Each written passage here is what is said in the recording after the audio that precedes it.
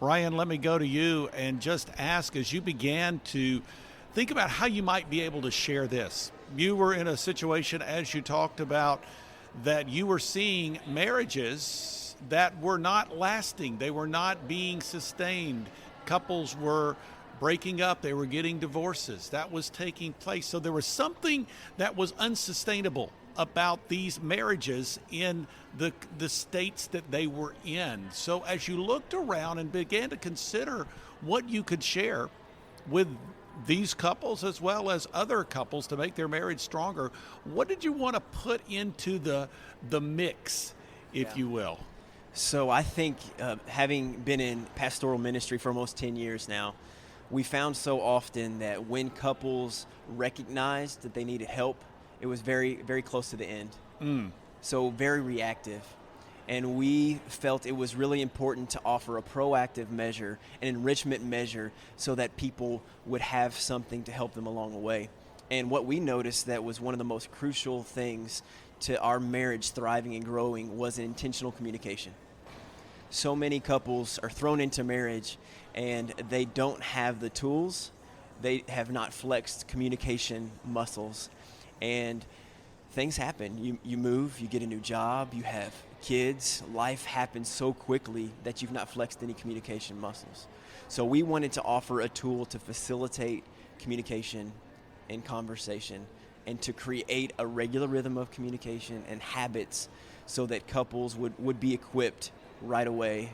And even now, having started ours a good 12 years into our marriage, it's just, there's been an exponential growth in our marriage in the last 6 years because of intentional, regular communication. Well, I like that. I'm thinking in my mind the RRC, the regular rhythm of communication. So, Jenny, how do you see that couples can actually develop that regular rhythm?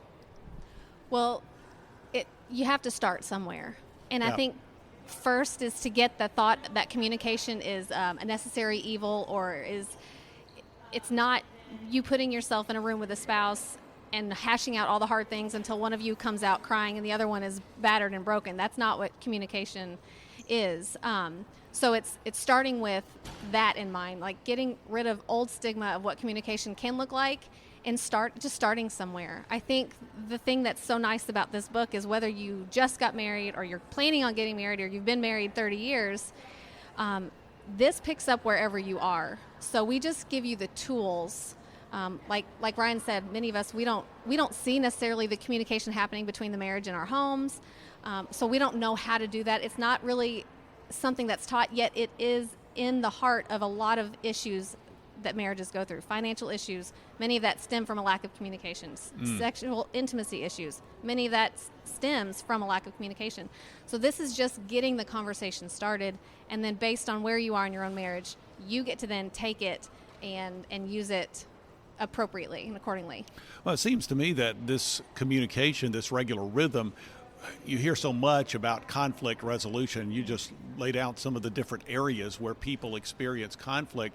If you're trying to walk as one, we've been called a one flesh relationship. If we're trying to walk in that way, when there is conflict, when there's a difference of some sort, having those channels of communication open, it seems like really helps to facilitate that oneness. Whereas if you allow a conflict to fester, then that can be very destructive. Ryan, your thoughts?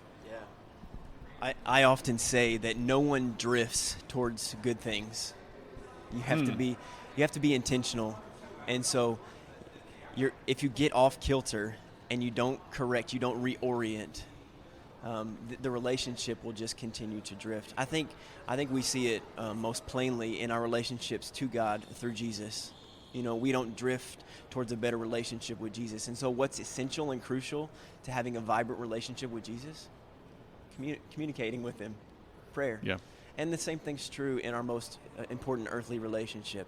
And so it's got to be intentional. And yet so many spouses, if you say, when's the last time you had an intentional conversation with your spouse about your marriage? They would probably scratch their head and say, I don't know.